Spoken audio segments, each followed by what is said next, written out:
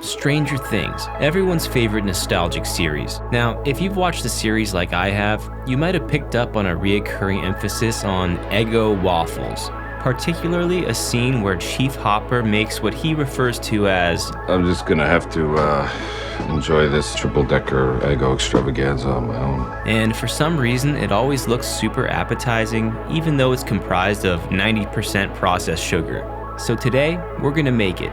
I'm going to explain why the flavors and textures in theory kind of work, then I'm going to use it as a framework to make a more edible and refined rendition to impress the next Sunday brunch. I think it's time we made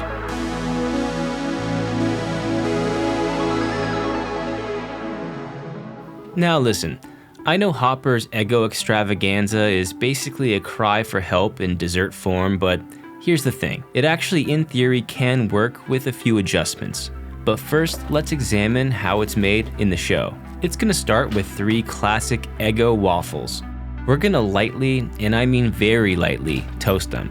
Then we're gonna start with a layer of canned whipped cream and some milk chocolate Hershey Kisses. This is gonna help suspend our first Eggo waffle. Then we're gonna repeat that process 2 more times before getting on some Reese's Pieces for that Halloween color palette. We're gonna continue the garnish here with some Jelly Bellies, which for me is the biggest wild card here.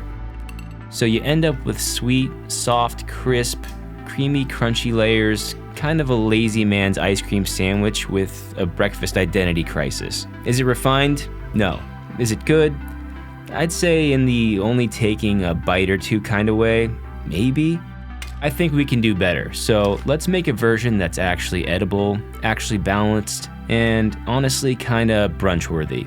First, we're gonna make a quick ricotta-infused waffle batter from scratch, starting with the dry mix. To a mixing bowl, add 1 cup of all-purpose flour.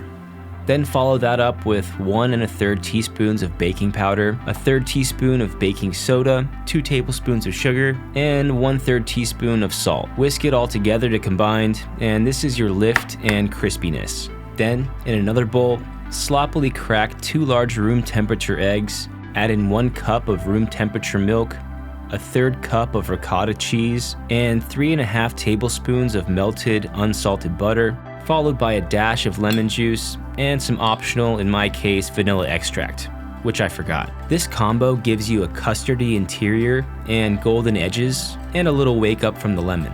Next, we're gonna add the wet mix to the dry mix and whisk until it's just combined. If you mix it too much, you're gonna knock the air out and all the lift is gonna be gone. Let this thing hang out covered on the counter for a few minutes while we prep our toppings. So I'm gonna make like a homemade whipped cream type thing. Take 1 cup of a heavy whipping cream, 1/4 cup of sugar, and get to whisking. Try tipping the bowl up a bit and working in more of a side to side mixed with a figure 8 type motion, rather than large circles.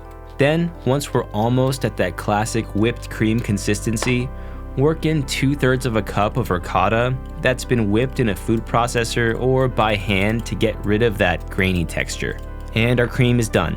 So instead of Jelly Bellies, I'm going with sugared berries. Just dunk some berries into a simple syrup, which is just 50-50 water and sugar, melted and then cooled. Then drop each berry into some granulated sugar and let them dry for a bit in the fridge. Alright, we're in the home stretch now. Get a small ladle of your batter into a lightly greased and preheated waffle iron. I got mine preheated to 5 out of 6 on the heat dial. This should take about 3 to 6 minutes in total, but don't be afraid to check on it halfway through. Then once you have a nice golden brown color, it's assembly time. Just like Hopper, we're gonna get our airy dairy onto the bottom, then our waffle. Next, I'm gonna lay down a nice stripe of our whipped cream again, and our jelly bean substitute.